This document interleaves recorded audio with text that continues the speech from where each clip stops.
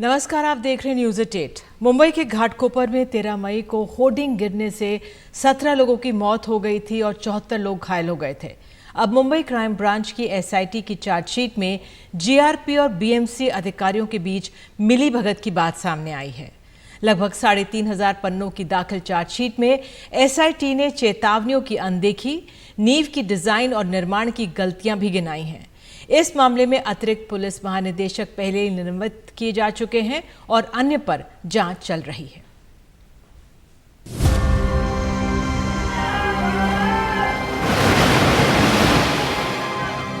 Chargesheet 4 आरोपियों के खिलाफ है। बीएमसी और जीआरपी के अफसरों की भूमिका की जांच चल रही है। जीआरपी के पूर्व कमिश्नर पर संदेह है कि उन्होंने कायदे कानून की अनदेखी की। चार्जशीट के मुताबिक होर्डिंग के लिए खुदाई के दौरान एक पेड़ गिर गया। इसके बाद जेसीबी ऑपरेटर ने मिट्टी के परीक्षण की सिफारिश की क्योंकि जमीन नर्म थी। इसके बावजूद ईगो मीडिया के निदेशक और मुख्य आरोपी ने इस चेतावनी को नजरअंदाज कर दिया और मिट्टी परीक्षण किए बिना काम आगे बढ़ा दिया। आरोपियों में से एक भावेश बिंडे निलंबित आईपीएस अधिकारी केसर खालिद का परिचित है। खालिद बिंडे और BMC license inspector Sunil Dalvi ने कानूनी खामियों का फायदा उठाया। भावेश बिंडे के खिलाफ आरोप दायर किए गए हैं, जबकि खालिद के साथ ही दूसरे जीआरपी और बीएमसी अफसरों के खिलाफ जांच जारी है। इस चार्जशीट में जेसीबी ऑपरेटर का बयान गवाह के रूप में दर्ज किया गया है। 3,299 पन्नों की चार्जशीट में 102 लोगों के बयान दर्ज किए गए हैं। घाटकोपर में होर्डिंग गिरने से 17 लोगों की जान चली गई थी और 74 घायल हो गए थे। इस मामले में अतिरिक्त पुलिस महानिदेशक केसर खालिद पहले ही निलंबित किए जा चुके हैं। चार्जशीट के अनुसार पूर्व जीआरपी कमिश्नर ने अपने बयान में ये दावा किया है कि उन्होंने होर्डिंग लगाने की अनुमति पुलिस कल्याण निधि के लिए दी थी। वहीं उन्होंने कुछ भी अवैध नहीं किया है। हालांकि जब स्पेशल इन्वेस्टिगेशन टीम ने होर्डिंग में हुई अनियमितताओं के बारे में उनसे पूछा तो एसआईटी को संतोषजनक जवाब नहीं मिल पाए हैं। ऐसे में अब सवाल ये खड़े हो रहे हैं कि घाटकोपर में हुए हादसे में 17 लोगों की मौतों का जिम्मेदार कौन है। केसर खालिद ने ही मुंबई जीआरपी कमिश्नर रहते हुए अपने कार्यकाल में आखिरी दिन 140 × 120 फुट के बिलबोर्ड को खड़ा करने की अनुमति दी थी, जबकि मुंबई बीएमसी के कायदे कानून के हिसाब से 40 × 40 फुट की ही अनुमति दी जा सकती है। चार्जशीट में वीजीटीआई की रिपोर्ट को भी शामिल किया गया है, जिसके मुताबिक स्ट्रक्चरल डिजाइन और फिटनेस सर्टिफिकेट में हेरफेर की गई थी। आरोपी भिंडे ने बड़ी होर्डिंग के लिए अनुमति ले ली, जिसमें जरूरी मजबूती नहीं थी। वीजीटीआई की रिपोर्ट बताती है कि होर्डिंग हवा के 49% 7 किलोमीटर प्रति घंटे की रफ्तार ही सह सकती थी, जबकि हवा की गति 87 किलोमीटर प्रति घंटे की थी। मुंबई से पारस दामा, एनडीटीवी इंडिया। ट्रेनी आईएएस अधिकारी पूजा खेडकर को लेकर नए खुलासे हो रहे हैं। खेडकर ने अहमदनगर के अलावा पुणे के औंध में भी डिसेबिलिटी सर्टिफिकेट के लिए अर्जी दाखिल की थी, लेकिन उस समय अस्पताल ने अर्जी को खारिज किया। सामने आए डॉक्यूमेंट्स के आधार पर उन्होंने 23 अगस्त 2022 को अपना मेडिकल चेकअप कराया था और 11 अक्टूबर 2022 को अस्पताल ने उनकी अर्जी को खारिज किया। इस बीच पूजा खेडकर अपने ऊपर लगे आरोपों को लेकर कुछ बोलने से बच रही हैं।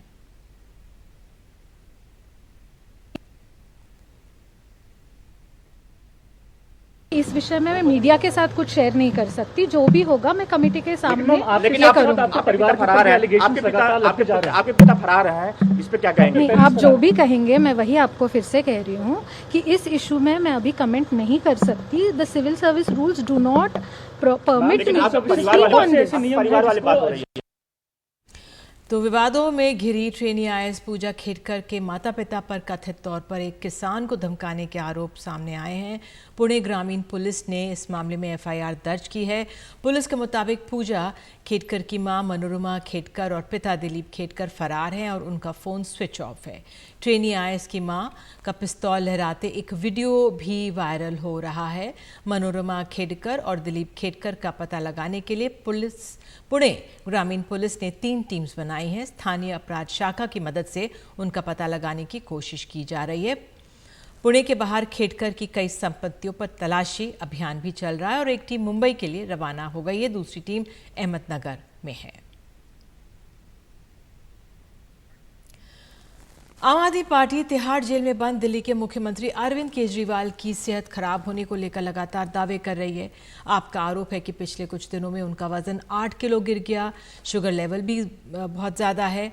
अब तिहाड़ जेल प्रशासन ने सेहत को लेकर कुछ बातें कही हैं, आपके आरोपों को बेबुनियाद बताया है। जेल प्रशासन की रिपोर्ट के अनुसार अरविंद केजरीवाल का वजन 8.5 किलो नहीं बल्कि 2 जून को दोबारा जेल आने पर उनका वजन सिर्फ 2 किलो कम हुआ।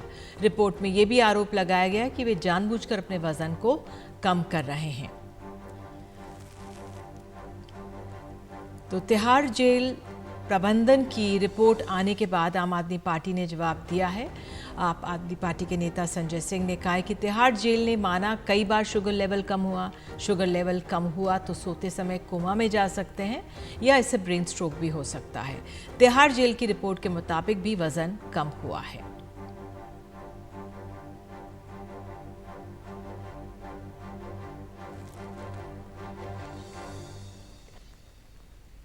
आज अरविंद केजरीवाल जी, जिनको पूरा देश एक राजनीतिक नायक के रूप में देखता है, आज उस अरविंद केजरीवाल की जान को भारतीय जनता पार्टी ने खतरे में डाल दिया है। सबको पता है अरविंद केजरीवाल डायबिटीज के मरीज हैं।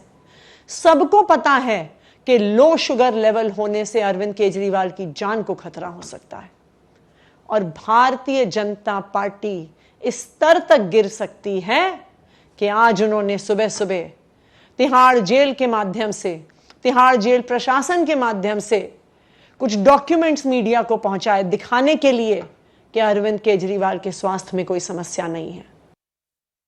आम आदमी पार्टी ने अब महारत हासिल कर ली है। झूठ बोलो, अनर्गल आरोप लगाओ, हिट एंड रन करो, ड्रामा कार्ड खेलो, विक्टिमहुड कार्ड खेलो और डाइवर्ट करके निकल जाओ। कहीं पर भी 8, 8.5, 9 किलो वजन नहीं घटा है। और ये भी जो वजन मामूली सा कम हुआ है, क्या उसके पीछे कारण ये है कि अरविंद केजरीवाल ने जब से वो कैंपेनिंग के बाद जेल में फिर से आए हैं, उन्होंने खाना लेना बंद कर दिया है?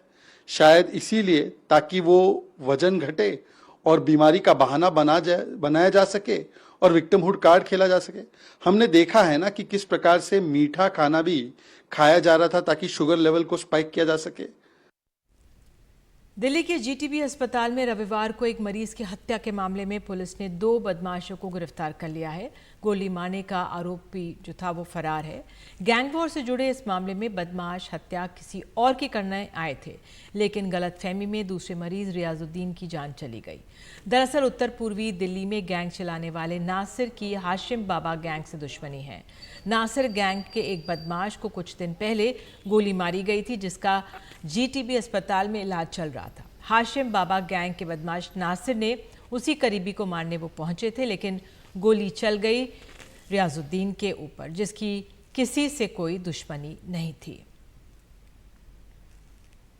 12 तारीख को गोली मारी उनके 4, फिर से मारने के लिए आए थे वो लोग। अच्छा, आपके भाई को गोली मारी थी और हाँ, वो एडमिट है अभी भी। एडमिट है? हाँ, तो गोली लगी। ऐसा लगता है कि आपके ही भाई को मारने के लिए यहाँ पर आए थे? हाँ, और बिल्कुल। गलत आदमी को मार के चले गए? हाँ, गलत आदमी। ऐसा आपको लगता है? पुलिस से नहीं। बातचीत आपकी हुई अभी तक? नहीं हुई। और इस बड़ी वारदात के बाद आज जीटीबी अस्पताल के डॉक्टर्स हड़ताल पर चले गए। डॉक्टर्स अस्पताल की सुरक्षा को लेकर सवाल उठा रहे हैं।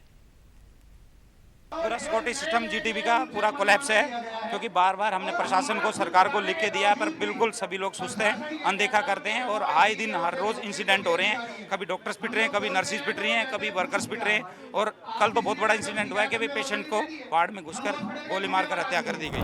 मैम, जो अभी हादसा हुआ है 24 में, वो किसी के साथ भी हो सकता है। जो अभी गन शॉट हुआ है वो किसी के साथ भी हो सकता है ना। अपनी सेफ साइड के लिए तो हमें आना ही पड़ेगा। कल आज उस वार्ड में हुआ, कल किसी और वार्ड में हो जाएगा।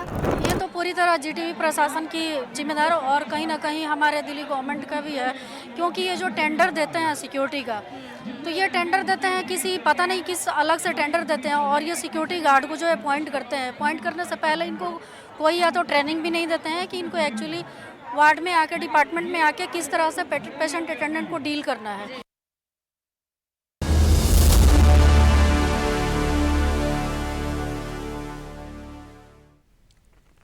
अमेरिका के पूर्व राष्ट्रपति डोनाल्ड ट्रंप पर हुए हमले ने दुनिया भर में लोगों को हैरान कर दिया है। इस मामले में वो बाल बाल बचे।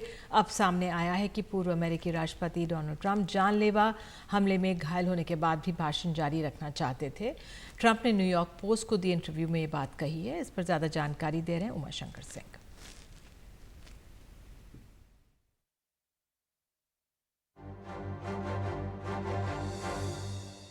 अमेरिका के पूर्व राष्ट्रपति डोनाल्ड ट्रंप ने कहा है कि जिस तरीके से गोली उनके पास आई वे जिंदा नहीं बचते।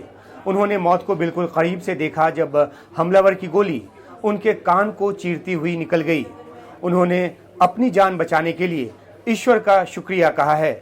अमेरिका के मिलवॉकी शहर में सोमवार से रिपब्लिकन पार्टी का जो नेशनल कन्वेंशन है वो शुरू हो रहा है, जिसमें ट्रंप को अमेरिकी राष्ट्रपति चुनाव में रिपब्लिकन उम्मीदवार के तौर पर औपचारिक रूप से जिम्मेदारी जो है वो सौंपी जाएगी।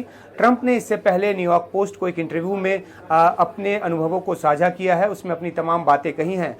उन्होंने यहाँ तक कहा है कि वे मारे जाते और यहाँ नहीं होते। उन्होंने अस्पताल के अपने अनुभव को साझा किया कि डॉक्टरों का कहना था कि उन्होंने ऐसा पहली बार देखा है, पहले कभी ऐसा नहीं देखा, ये एक चमत्कार जैसा है। अपनी जान बचाने के लिए ट्रंप जो हैं उन्होंने लॉ इन्फोर्समेंट एजेंसियों को तो शुक्रिया कहा ही था, अब वे बार बार ईश्वर का शुक्रिया जो है वो अदा कर रहे हैं और कह रहे हैं कि चमत्कार है उनका इस तरह से बचना। ट्रंप ने इंटरव्यू में ये भी कहा है कि गोली चलने के बाद भी वे भाषण जारी रखना चाहते थे, लेकिन सीक्रेट सर्विस एजेंट्स ने उन्हें हॉस्पिटल जाने की सलाह दी और मन से उनको लेकर अस्पताल चले गए। हालांकि जाते जाते वे मुट्ठी भींचकर अपना हौसला दिखा गए, अपने समर्थकों को जो है फाइट की बात करके गए कि लड़ाई लड़नी है, और वो जो है इसे उनके एक हौसले के तौर पे लिया गया, जिस तरह से वीडियो से भी जाहिर होता है। हमले के तुरंत बाद राष्ट्रपति जो बाइडेन ने पूर्व राष्ट्रपति ट्रंप से फ़ोन पर बात की और संवेदना जताई थी। ट्रंप ने बाइडेन के इस जेस्चर की सराहना की और कहा है कि ये अच्छा है, अच्छा लगा उनको। ये भी रिपोर्ट किया जा रहा है कि ट्रंप जो है वो राष्ट्रपति चुनाव कैंपेन को आगे बिना राजनीतिक कड़वाहट के चाहते हैं। ट्रंप पर हमले को FBI जो है वो घरेलू आतंकवादी हिंसा के रूप में जांच रही है। नज़र रिपब्लिकन पार्टी के नेशनल कन्वेंशन पर है कि क्या यहाँ हमले को लेकर राजनीतिक आरोप प्रत्यारोप का दौर शुरू होता है या फिर इसे एक घोर हिंसा की वारदात के तौर पर लेकर रिपब्लिकन और डेमोक्रेट्स दोनों आगे बढ़ते हैं। देश को कि अपने संबोधन में राष्ट्रपति जो बाइडेन कह चुके हैं कि राजनीति के मैदान को हिंसा का मैदान बनाना ठीक नहीं और मतभेद जो है वो बैलेट बॉक्स के जरिए सुलझाए जाते हैं, बुलेट के जरिए नहीं। तो अब नज़र जो है इस बात पर है कि राजनीतिक कड़वाहट क्या कम होती है या फिर जो रिपब्लिकन पार्टी इस हमले को मुद्दा बनाकर राष्ट्रपति जो बाइडेन पर निशाना साधते हैं। तो आगे आने वाले समय में इस बात की जानकारी सामने आएगी कि आखिरकार अब से अमेरिकी राष्ट्रपति चुनाव का जो कैंपेन है वो कैसे आगे बढ़ता है। इंदौर में एक दिन में 10,65,000 प्लांटेशन का विश्व रिकॉर्ड बना है। प्रधानमंत्री के नारे एक पेड़ मां के नाम के तहत देश भर में 140 करोड़ पौधे लगाने का लक्ष्य है। अडानी ग्रुप भी अपनी सामाजिक जिम्मेदारियों को निभाते हुए पर्यावरण के इस महाप्रयास में शामिल है। ग्रुप ने 2030 तक 10 करोड़ पौधे लगाने और उनके संरक्षण का लक्ष्य रखा है।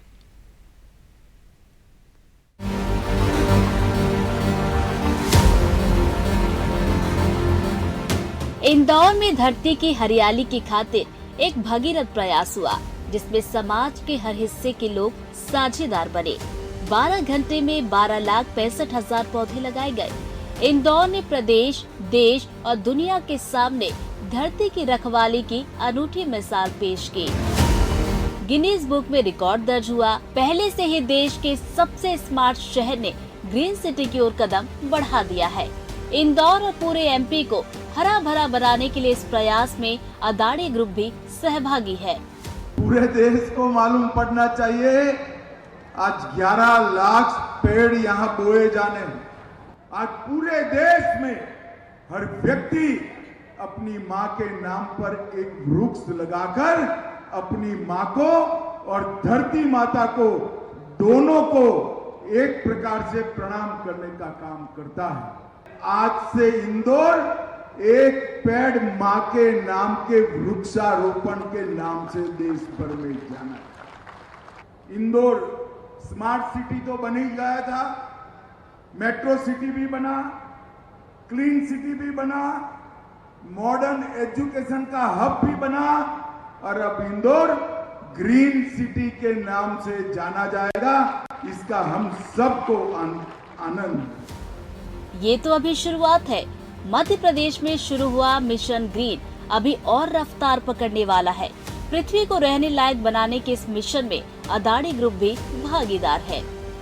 ग्रुप ने इसके लिए मध्य प्रदेश को 11 लाख पौधे अपनी तरफ से मुहैया करा रहा है। ये पौधे एक पेड़ माँ के नाम अभियान के तहत मध्य प्रदेश में चलाए जा रहे प्लांटेशन के लिए हैं। दरअसल एमपी सरकार ने इस अभियान के तहत 5.5 करोड़ पौधारोपण का लक्ष्य रखा है, जबकि पीएम ने एक पेड़ माँ के नाम मुहिम के तहत देश भर में 140 करोड़ पौधे लगाने का लक्ष्य दिया है। वहीं अदानी ग्रुप ने 2030 तक देश भर में 10 करोड़ पौधे लगाने के लक्ष्य को अपने लिए रखा है। अदानी ग्रुप ने अपने इसी लक्ष्य के तहत मध्य प्रदेश में जारी मौजूदा प्लांटेशन मुहिम में 11 लाख पौधे देने का फैसला किया। अदानी समूह ने वर्ल्ड इकोनॉमिक फोरम के ट्रिलियन ट्रीज प्लेटफॉर्म 1T.org पर साल 2030 तक 10 करोड़ पेड़ लगाने का संकल्प लिया है। ये संकल्प 1T.org पर अब तक की सबसे महत्वाकांक्षी कॉर्पोरेट प्रतिबद्धताओं में से एक है। अदानी ग्रुप पहले ही करीब 3 करोड़ पौधे लगाकर उनके संरक्षण का संकल्प ले चुका है। कोशिश धरती को हरा भरा बनाकर उसके सौंदर्य में 4 चांद लगाने की है। पर्यावरण को इंसानी एजेंडे में प्राथमिकता दिलाने का है। Bureau report, NDTV. और अब आपके लिए एक सवाल जिस पर आप अपनी राय हमें QR कोड को स्कैन करके भेज सकते हैं। तो सवाल है, क्या संविधान के नाम पर राजनीतिक विवाद उचित है?